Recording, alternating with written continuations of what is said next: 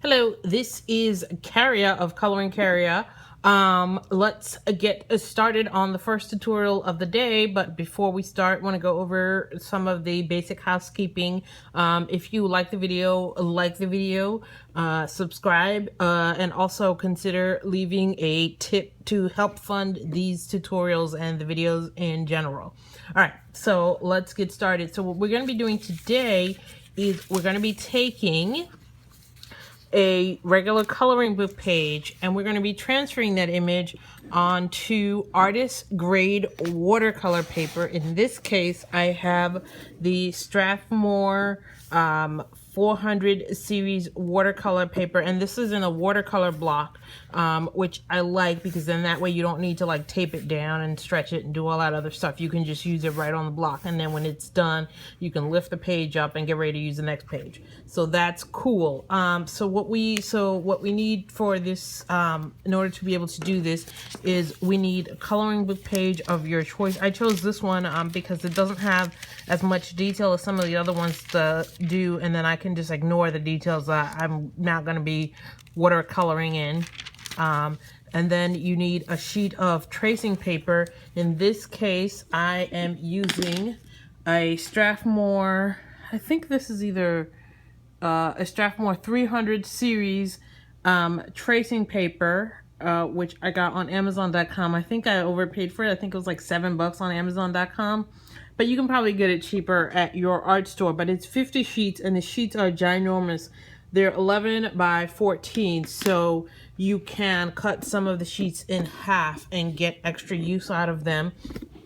And so what I'm going to be using for the actual tracing process, let me move this out of the way so you can see.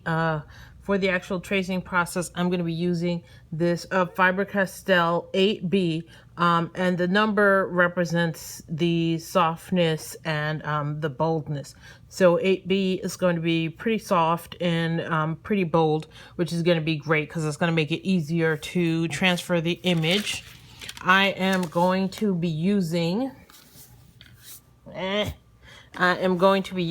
these M Graham series, this M Graham Watercolor Paints, which I received in the mail from the lovely people at M Graham's, and that was really amazing of them that they sent me these paints in order to be able to do this tutorial for you. So that was really wonderful of them. They sent me a bunch of paints, but I'm going to pick out some of the colors and then show you the colors that I've picked out and why. I got this palette on Amazon. I think this palette was like $10 maybe, but this is a ceramic palette. You can get plastic palettes for like $1 or something, so you don't need to spend that much on a ceramic palette, but I wanted a ceramic palette just to have a smaller carbon footprint, and then I can keep using that forever and not have to worry about the plastic. And then this is the page, which I think I talked to you, and this page is from the book Exotic Animal Designs, which I reviewed in the past, and this was also sent to me by Blue Star for review, but I finished that review a while ago, but I still am using the book because I really like the book and I think it's a great book, and this is a perfect page for doing the watercolor and doing the transfer. So I'm gonna pause, come back with the first steps, and then we're gonna go through the process together. All right, I'll be right back. Okay, so I'm back for the next step. So what you're supposed to do is you're supposed to lay the paper down onto like a drafting board or something sturdy and stable that's not going to move around. But I actually want to save the pictures in the book so that I can try this again. Maybe some pictures might be better for pastel. So because I want to do that, I'm going to do something a little bit different. So it's probably not going to turn out as perfectly as if I did it the quote-unquote the right way. But you know, whatever, this is all for fun and games anyway. So okay, so then what I want to do is I want to have the paper as flat and as even as possible, and then I'm going to take this, I don't have like a masking tape or anything like that, so I'm just using some regular 3M Scotch tape, which is, you know, it's a substitute, so it is what it is.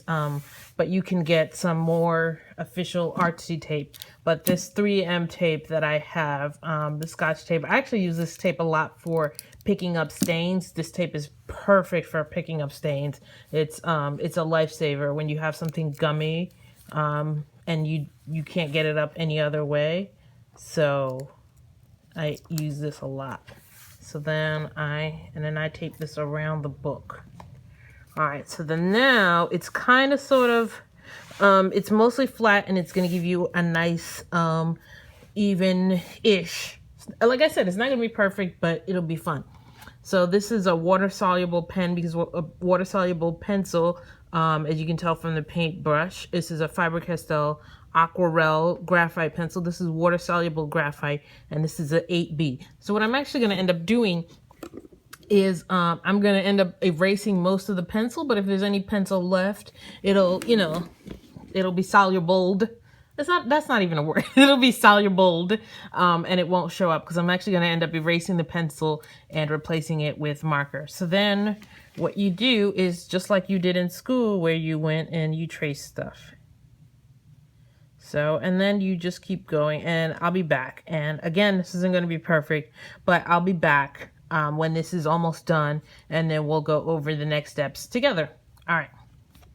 All right, so I am back, and I finished the tracing, and as expected, it was not particularly good tracing, but it did get the job done. So I have the traced image here, and I have the image that I did with the Aquarelle graphite pencil. I think in the future I might switch to a 6 because the 8 had to be sharpened just entirely too much. So then we put the weight, and the other thing is you're gonna have to decide for yourself if the benefit of having the page still in the book, where you don't have to worry about filing it and any of that stuff, if that's worth the stress and the annoyance of having the paper move on you, which it definitely did on me. So that's something that you're going to have to decide for yourself, if that is a risk benefit that you're okay with.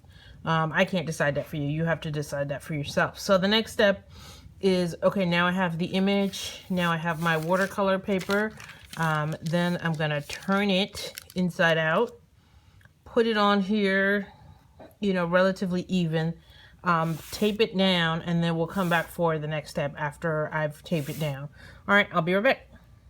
All right, so I'm back. I have just, I've taped this down. It's not exactly even, but again, doesn't really matter for our purposes here today. And I got my number 2 pencil, and I am ready to get started on this, which is, that's just what you got to do. And then you just keep doing this until you have covered the entire page and hopefully haven't missed any spots.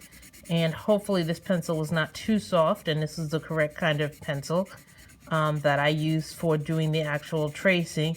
The pencil that I'm rubbing the tracing on is just a regular number 2 pencil. And so you can use, theoretically you can use anything. You don't have to use a pencil, but a pencil just lets you see, you know, areas that you've done and areas that you've missed. So that's the benefit of doing a pencil. And I chose this particular pencil because it's really comfortable to hold.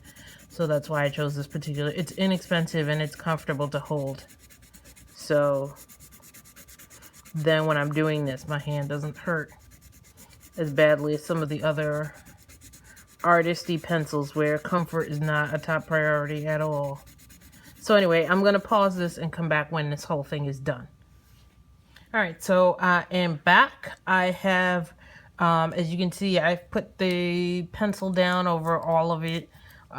You don't actually have to use pencil. You can use like a bone folder or something else, but I wanted to be able to see the places that I've already gone over. And some parts were done darker than others because I kind of wanted to see how much pressure I needed to put on the pencil in order to get it to show on the other side. And ooh, this looks really nice.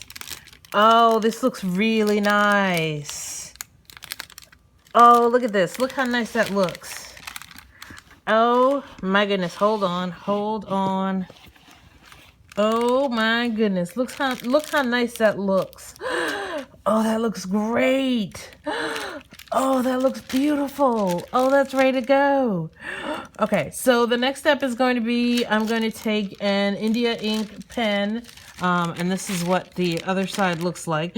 That looks so good. That's totally worth all that effort. This is what the trace side looks like.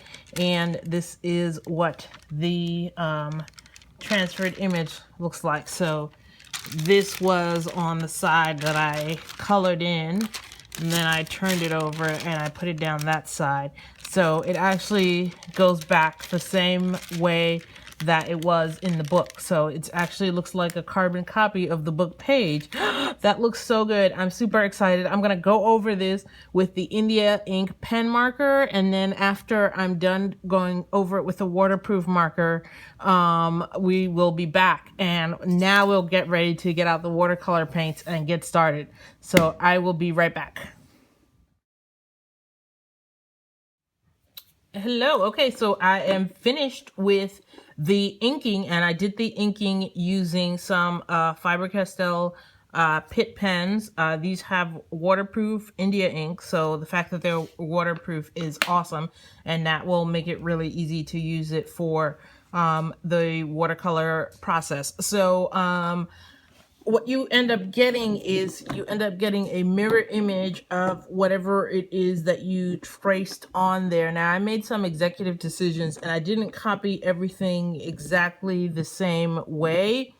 And I started doing some of the painting and the watercoloring in, and I realized that this video is already getting kind of long. I haven't even gotten to talk to you about the history of the great paints that that were sent to me for review. So what I want to do is, I think this is going to be the first time I've ever done this, and hopefully the last time. I'm going to split this video up into two parts. So this is going to be a two-part video. I'm going to do one video on the original video is going to have just the transferring of the paper, and then this very ending here, and then the second video will start off basically right here, and I will talk to you about the paints that I got, which these are the colors that I got. So it'll talk to you about the paints that I got. I will talk to you about a little bit about the palette that I'm using. I accidentally touched the paints, which I didn't really want to do. And I will also talk to you more in detail about the actual painting of the image as opposed to just the transferring. Thank you for staying with me. Don't forget to watch the don't forget to click on the part 2, and I will see you guys next time. If you are watching this before the part 2 goes live, because before the part 2 goes live, what I'm going to do is I'm going to publish just the part 1, and then in a week or two when I'm done with the painting, or in a week or two when I'm done with everything, I will publish the part 2. But I really wanted to get this up as soon as possible, so so that's why it's up now. So if you're watching just the part 1 and you're waiting for the part 2 to come out, be patient with me. I'm working on it as fast as I can, without making a mess, and we're getting all the information correct, because you know me, making sure that I have the correct information is very important to me. So so if you're doing that, I really appreciate your patience, and that's it. So enjoy, and I will see you guys next time. Hopefully the part 2 will be out really fast. So thank you and enjoy, and I hope you guys had a very Merry Christmas, and I hope that this was extremely informative to you, and that I will see you guys next time. Bye.